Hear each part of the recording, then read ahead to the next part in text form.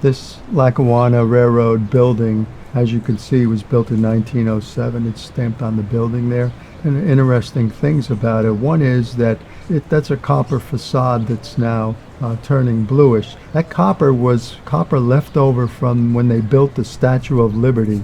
The Statue of Liberty was built in Paris, France between 1881 and 1884. And they still had loads of it, the copper left, and they were trying to sell it worldwide and nobody would buy it. And the architect, because he could get the copper so cheap and he liked the way it looked, bought as much of the copper as he could, and he ended up using it in this facade. That's why it's blue color. Second thing is that tower that has the Lackawanna light bulbs on it right now, spelling out Lackawanna. It was actually originally had built by the architect the same copper facade, but in the 1942 43, it was torn down to use the copper in weapons. And later on in I believe the 1980s, they rebuilt it, but they had to use pictures of it in postcards because they couldn't find the original plans, and it took quite a while to build it. So I thought that was kind of interesting.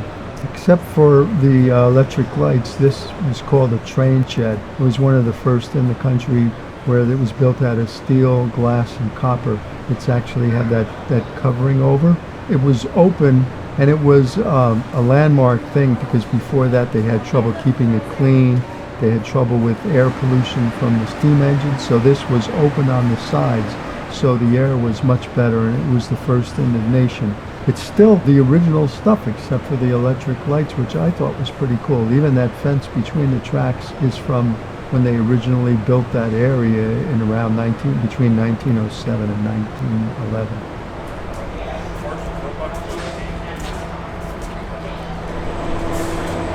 Hello, Ron.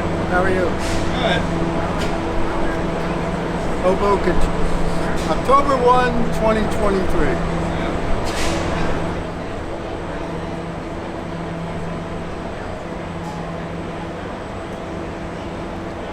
3372 was called the diesel liner.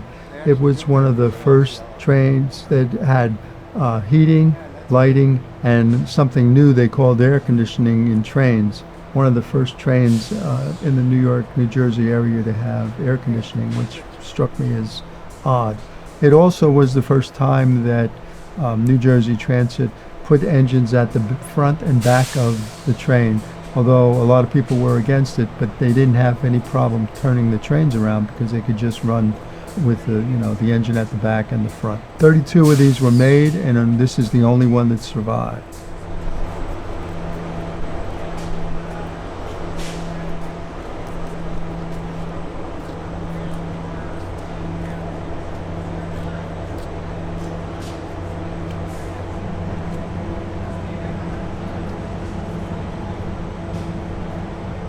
.4101 was had the bluebird colors with this blue and white, and it was made around the same 1968. They made 13 of these. They said that they chose to do this dark blue to honor Conrail and the New Jersey Department of Transportation. So incidentally, I did remember this. First you had CNJ, and then you had the New Jersey Department of Transportation, and then the railroads in New Jersey were changed to New Jersey Transit. So I actually didn't realize that it actually had different names through the many years.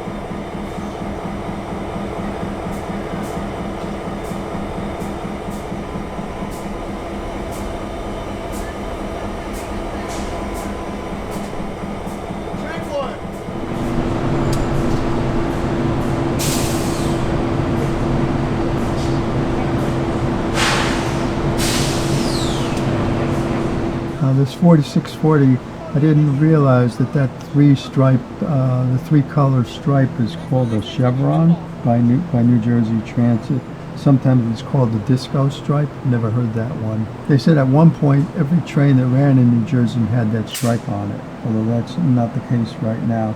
This engine was also built by Bombardier in the 2000s.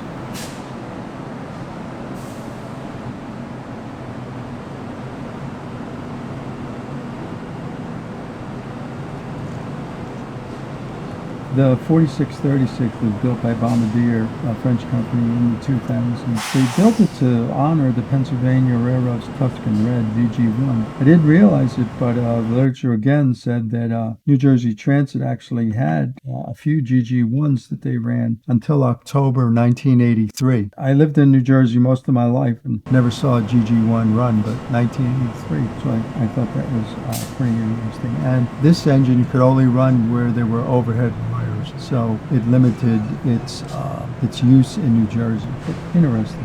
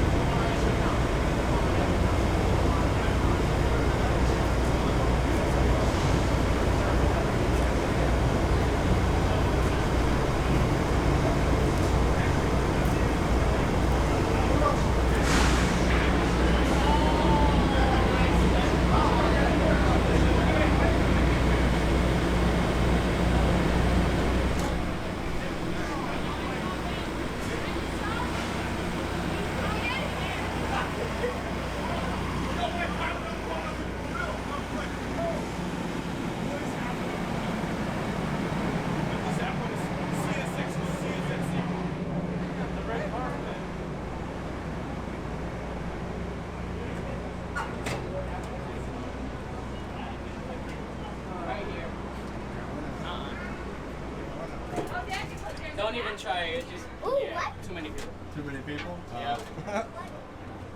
Try this one. More down here? Yeah. We're gonna see if we can beat the hurricane right now.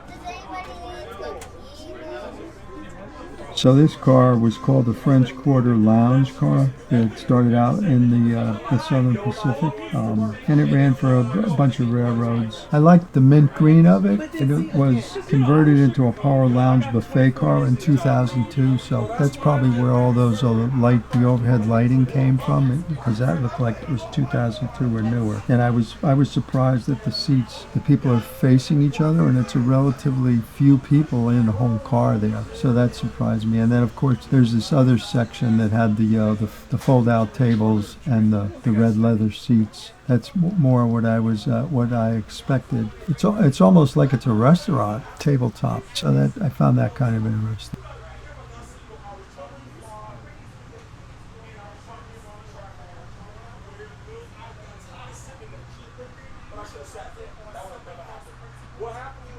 This is why patience is a virtue.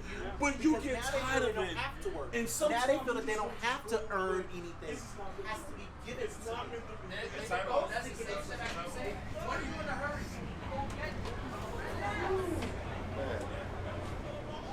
This is number 43. It's called the Hickory Creek and Tavern Lounge car. It was christened by President Eisenhower in 1948, which I thought was cool. And it ran for 2.5 decades, often between Chicago and New York. And it used to take very picturesque routes, and the people liked it because the windows are very clear. I was surprised when I looked at the video how clear the windows are. And it's run right now in excursions as part of something called the Hudson River Rail Excursions. I'd like to take that excursion trip someday. And so it ran almost 2.5 decades. That's pretty cool. Paint impressed me. It was like they really did a nice job on the paint, and the windows were so clear. I expected a car being from 1948 would have a little bit of cloudiness in the windows and the glass. It's the original glass, and it was clear, so it must have been made pretty well. I was also surprised that the interior didn't look decadent. It looked nice in this video, as you saw the red seats. That red material was pretty common in mid-40s, so I know that from my parents' choice of furniture around that same period.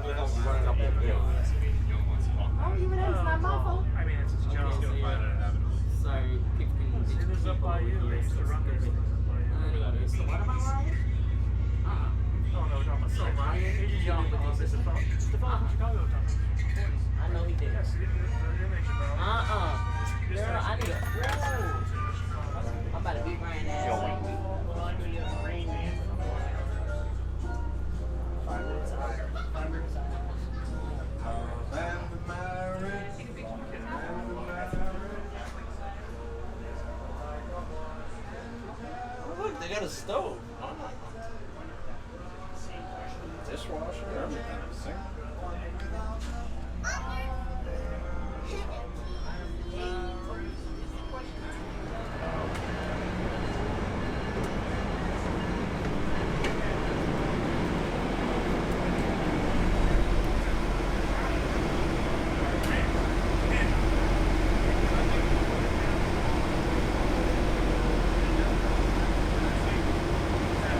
This 4119 engine was the first engine bought by New Jersey Transit, brand new. There was 17 units made for New Jersey Transit. And I guess it used to run into the South Amboy station a lot and do the station change, engine change there. And it became well known for doing engine changes. And apparently the people around South Amboy used to come out and watch them change the engines. So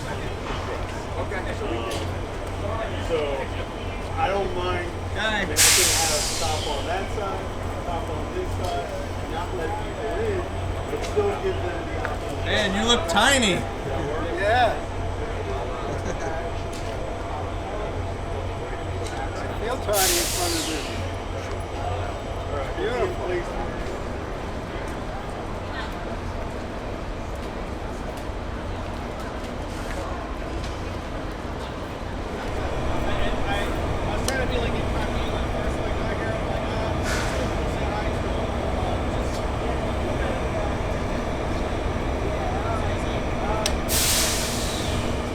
Okay, this is the 40PH 4109. It was made in 1968 by the EMD, and it was used up until in the 80s. It joined the New Jersey Transit. What I thought was interesting was initially it could only provide heat to the coaches, and then it was later upgraded to provide lighting, heating, and air conditioning. So couldn't even give air conditioning to some of the cars until it was upgraded, so I thought that was unusual. This particular engine was repainted in 2019, and it's generally found in Morristown, it said, in Booton, so along the lines, that's where this engine was generally found. Morristown, Bergen, Peapack, a lot of places like that. So.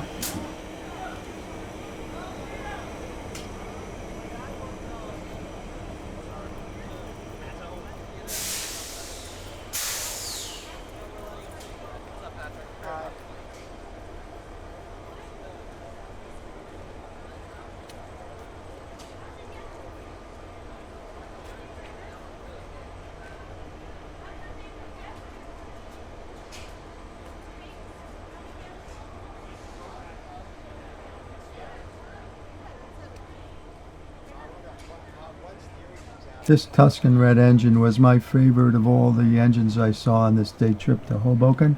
It was made in 1952, and New Jersey Transit actually had 30 of these locomotives, although they repainted it in the different paint scheme that New Jersey used. This particular engine was actually, I thought, unusual.